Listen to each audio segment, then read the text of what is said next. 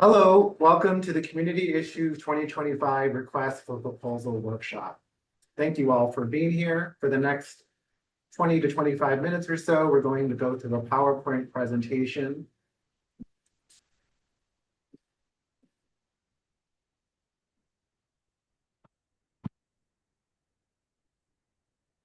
To share the agenda, we'll go through introductions. We'll go into the Horizons Foundation's mission, the overview of the Community Issue 2025 Request for Proposal cycle, the request for proposal itself, the LOI format and questions, the review process, which will share dates and deadlines, and then we'll move into the questions and answers. Again, this portion has been recorded. We've placed you all on mute. We do ask that you stay on mute during the PowerPoint presentation. Feel free to drop your questions into the chat and we'll respond to them in a moment, or we'll get to them once we take you off of mute and stop sharing the PowerPoint presentation. We'll start off with introductions. I'm Joshua Delphine, the Senior Program Officer here at Horizons Foundation. I'm very glad to help facilitate this conversation today. I will pass to Francisco, and he'll start us off into the mission. Hello, everyone, and welcome. My name is Francisco Bushtin. I'm the Vice President of Grants, Programs, and Communications here at Horizons. Good to be here with all of you. So we'll move through this presentation because we want to leave as much room for Q&A, as much time as we can. As you know, Horizons Foundation, our mission, we're the world's first community foundation of by and for the LGBTQ community. We do three things. One is we invest in the LGBTQ nonprofits, which is all of you. We work to strengthen our community of LGBTQ given, which, it's central to our community and the generosity of our community, as well building a permanent endowment to secure our future. So for folks that may not know, what is Community Issues? It is our flagship funding program. It is focused on the 9 counties of the San Francisco Bay Area. We define the 9 counties of the Bay Area as if a county touches bay water, they're in. So it's San Francisco, Santa Clara, San Mateo, Alameda, Contra Costa, Napa, Sonoma, Solano, and Marin. So all those counties touch bay water. Our preferred way of funding at Horizons has always been general operating support, and it continues to be our preferred way of funding. We believe that when you resource organizations that are at the forefront where the rubber meets the road, they know what to do best with those funds. Next slide. So for this Community Issues RFP, the 2025, and I'm gonna use CI for community issues. It's how we talk about it here at Horizons.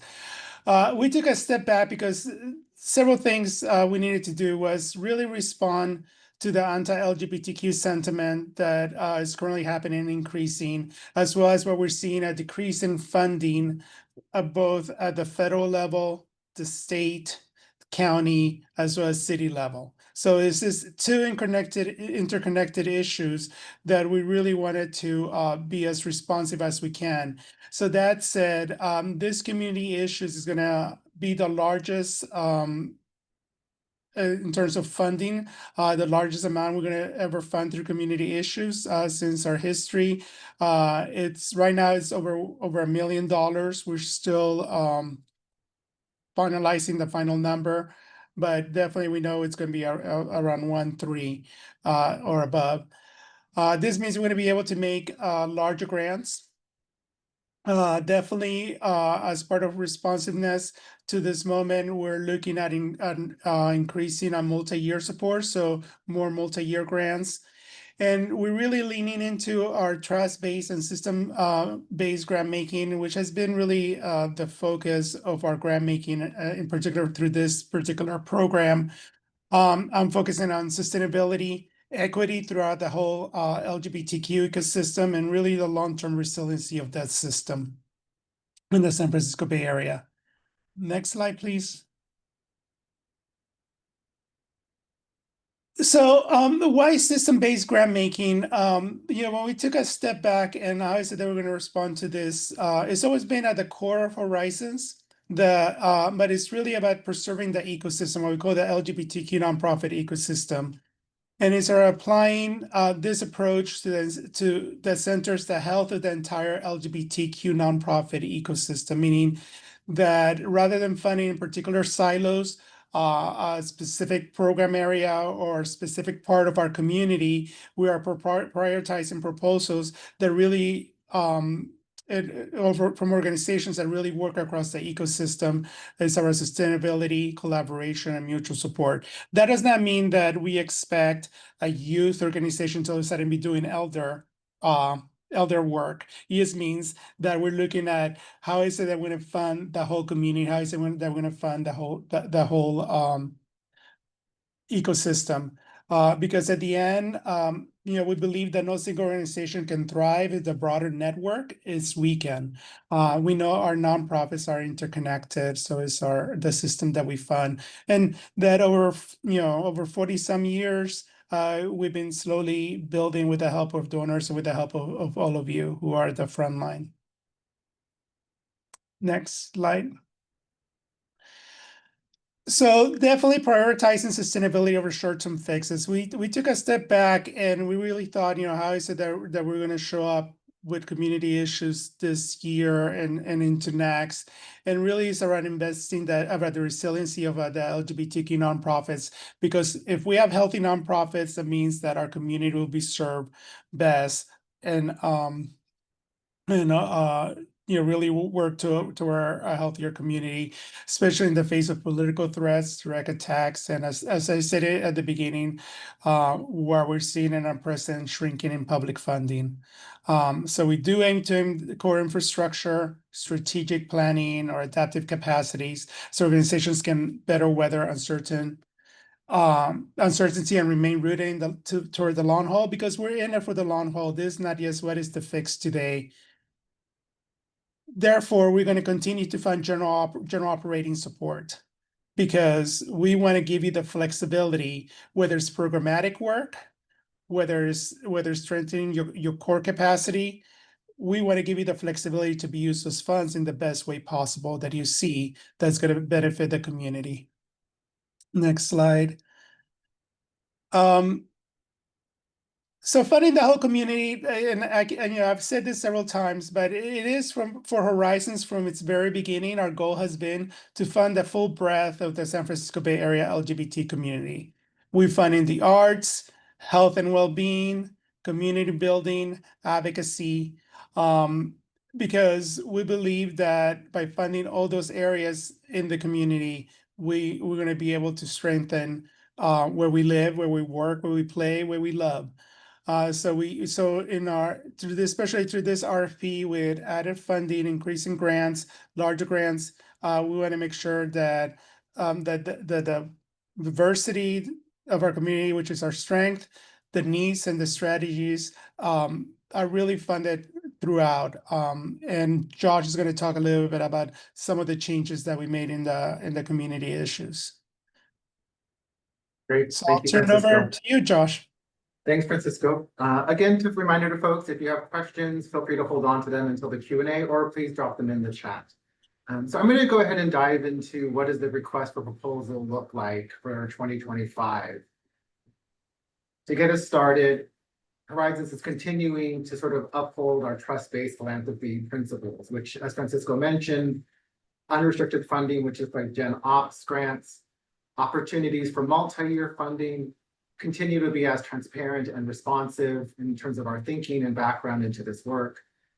Try to set clear priorities and guidelines. We hope that our webpage is giving you that information.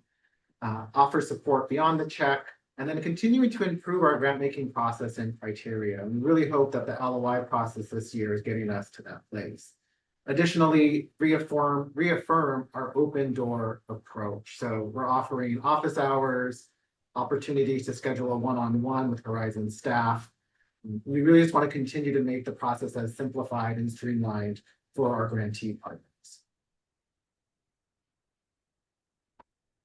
So for Horizons, for the Community Issues Funding 2025, we're continuing on with our 4 issue areas. They look a little bit different: advocacy, arts, community building, which includes our LGBT centers, and health and wellness. For continuing in our model, Horizons Foundation's Community Issues is looking to fund LGBTQ primary organizations. And I'll go ahead and go through this list. These are organizations where the mission clearly states that the LGBT population is the primary focus of that work. So for example, Transgender Law Center, the National LGBT Task Force would be prime examples of what that looks like when it's written clearly into the mission. We also are looking at staff and boards that predominantly reflect the LGBTQ community at 65% or more. The organization clearly primarily serves LGBTQ people at 65% or more, and includes that they've served folks 65% or more within one or more of the 9 counties of the San Francisco Bay Area. Of course, these have to be organizations that are a 501c3 or are fiscally sponsored.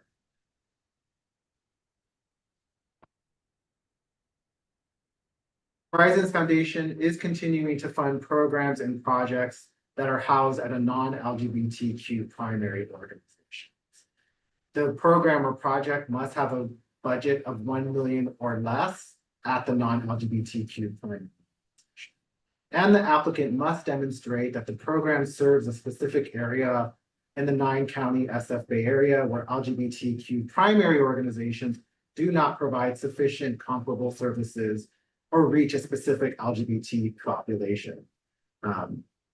This specific LGBT population could be in San Francisco, or it could be in Sonoma County. So please don't let that stop you from submitting. Budget eligibility.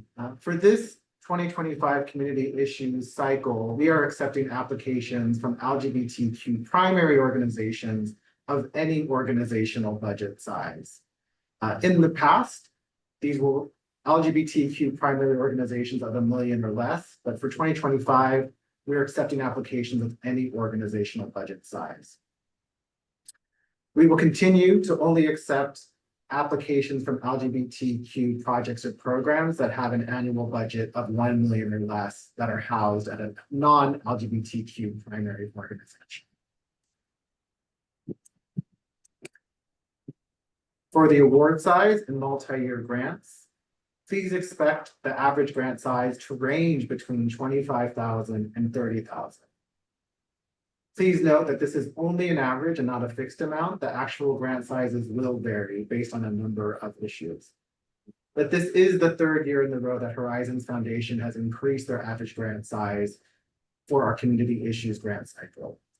For multi-year grants, we continue to anticipate awarding a greater number of multi-year grants for the year 2025.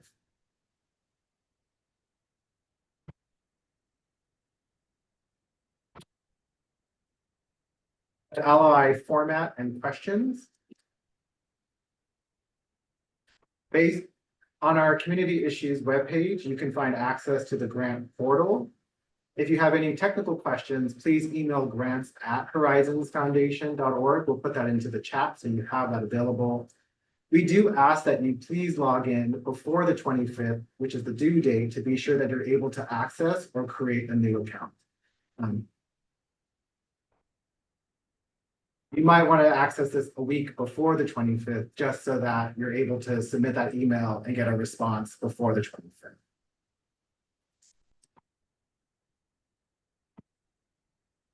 Applicants that are submitting a letter of interest for this year and you're a non-arts organization or program. These are the 4 headers that we're asking for you to respond to. LGBTQ community, the LGBTQ community that the organization is serving. LGBTQ communities served by the organization, by your organization, program, or project. We want to hear about the context and the impact of the current climate on your organization, program, or project. We want to hear about the financial impact on your work. And lastly, we want to hear about the community accountability that's part of your organization, program, or project. If you're an arts organization, program, or project, it looks very similar. It's a little bit different. The first question looks at the purpose of the request and the anticipated results. We're looking at the context and again, the impact of the current climate on your work, the financial impact on your work, and again, community accountability. If you're an arts organization or project, we're asking for work samples, which could be visual or audio works. We're asking to upload a 3 to 5 minute work sample that is either to your YouTube or Vimeo channel, as well as the link and password. If you're submitting written work, we please ask that you only upload a sample of up to 5 pages. We do not accept hard copies of CDs, DVDs, or projector slides. I'm going to move into the review process, which includes some of the due dates and what does this process look like for the LOI this year. The LOI is now currently open. Before submitting an application, we do ask that you review the guidelines and eligibility criteria. The LOI is due August 25th at noon. That will give us the afternoon to sort of put those applications together and move them on to the next process. From August 25th to October 7th, all the LOIs will be going through the review process. If your LOI moves forward, on October 7th, you will receive an invitation to submit a full application. That full application is due October 30th. And you'll get notice of an award in November or December of 2025, by the end of this year.